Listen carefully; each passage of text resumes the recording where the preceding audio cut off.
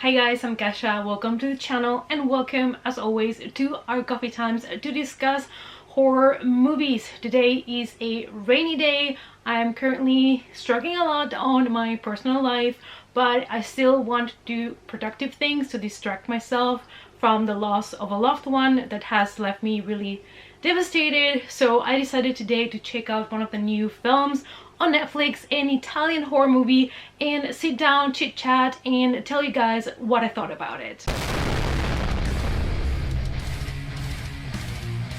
It's coffee time. Now today we're going to be talking about the movie Don't Kill Me, a new Italian horror film that was released on Netflix. And honestly, I had no idea about this film when I went into it. I just saw it pop up on Netflix and it was new for me and it was horror, and I was like, you know what, I'm gonna give it a chance.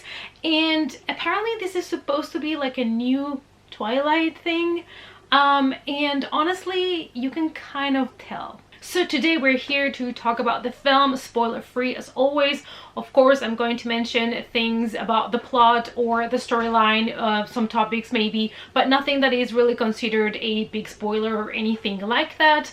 I just don't really like to do spoiler reviews because then I feel like not everybody would like to check it out, and I want people to have access to my reviews and see if they would like to skip it or stream it. So today let's start talking about the origins of this film. The movie is directed by Andrea De Sica and it is based on a book by Chiara Palazzolo. It follows a teenager that overdoses and dies but returns from beyond the grave as a sort of a zombie. And just like zombies, this movie was kind of moving really slow paced. It was dragging and it was struggling, fighting to make it to the finish line. For me, we had to get actually to minute 35 for something interesting for me to even happen, and I feel like this movie does catch up at some point, but for the most part I felt like it really struggled with the pacing. Let's talk about the main plot of the film. We follow 19-year-old Mirta and her boyfriend or lover Robin as they decide to take some really weird looking drug. It looks kind of black, and after they take this drug they apparently overdose. However, what seemed to be a permanent death for both of them is not really for Mirta, because she comes back from the dead, and she comes back, of course, changed, as you would expect from somebody that just died, and she has a craving for human flesh, and that is basically how she's going to survive, and it kind of looks like a hybrid between a zombie and a vampire. Mirta's return, it is not unnoticed, of course. I mean, when you come back from the dead, you expect people are gonna notice. But there is specifically an organization that is going to take some interest in her and is going to come to try to get her. So that is the main plot. That is basically what we get at the beginning of the film. Now, the characters, in my opinion, even though the acting is decent, you know, is standard, but I just felt like the actors were not really bringing much to the characters. They just felt so like detached from emotions for me. They just felt really like flat, and it was really hard for me to connect to them. I didn't feel like the main characters were strong enough to carry the film. I just felt like they were just forgettable. They were just forgettable. That's what it is.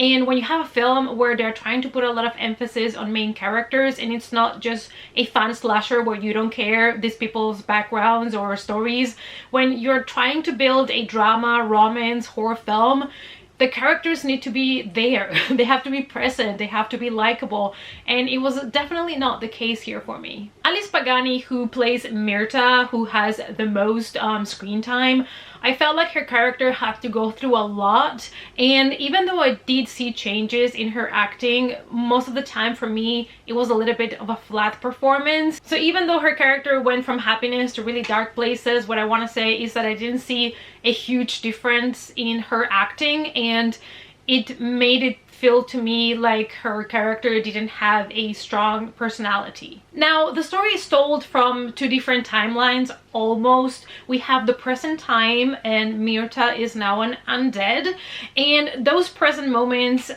use a like really cold palette of colors, And then you have another timeline, which is basically just flashbacks from where she was happy, when she was alive, when she was with Robin.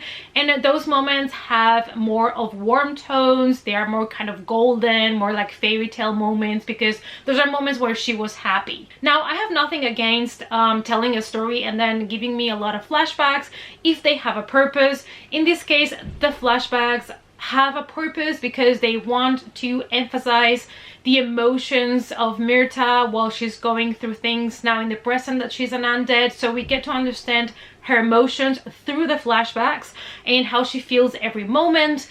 My issue with this was that the cuts, you know, the transitions between the present and the flashbacks were really abrupt. And the thing is, the flashbacks are there to give you the romance, to give you the good moments, and they were not really even cute or like good romance moments for me. And then the present time is supposed to be more creepy and scary because she's an undead and she has this lust for flesh and blood. And there was also no creepiness, no tension. There was nothing there that really screamed horror to me. So I feel like this might be again one of those movies that is trying to do so many things at the same time that it ends up just getting messy. The score was a hit or miss for me as well, because I feel like some moments they really did pick good songs, and they started at the right time to go along with the emotions of our main character and to help us understand how she was feeling.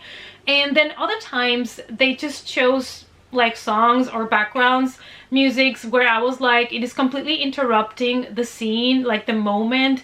When you have like a moment that is supposed to be a little bit more dramatic or a little bit more emotional, and then you put like an upbeat song that has no real connection with her emotions in that moment, it just felt like it was detaching me even more from the main character.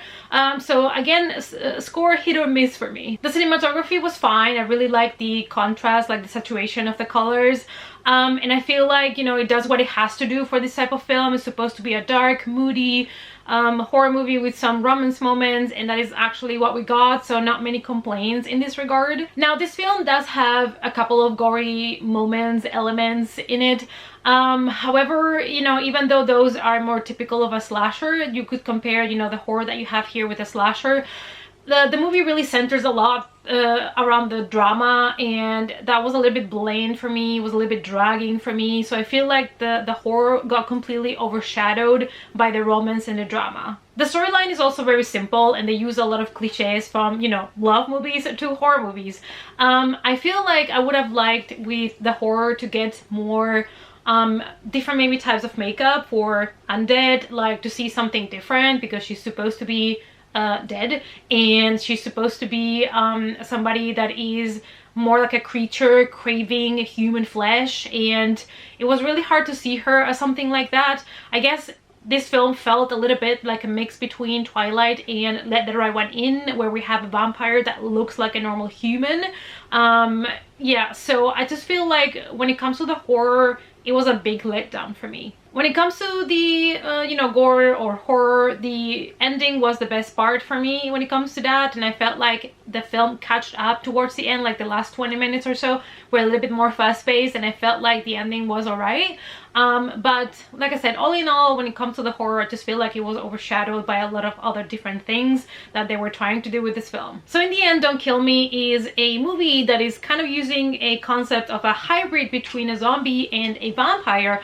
The problem is the world building is at some point not going anywhere, and that is a big issue that I had with the film. The movie kind of felt at times like I was watching a TV show where I was getting episodes and they were developing concepts and they were introducing subplots, and we just had to wait for the next season to see how those things were going to, you know, evolve. The thing is, I don't even know if this film has a sequel or it's planned, but that's how it feels like. It feels like they're building up things and they're just leaving you completely clueless on a lot of things. They're just mentioning concepts and mentioning subplots, and nothing really gets resolved at the end, as if they're trying to leave you wanting more. So I don't know if the purpose here is to build a series like Twilight or what they're going for, but that's kind of like it felt. So I ended up giving this movie a 1.5 out of 5 because even though I feel like it had really good elements, like, you know, some of the effects were good,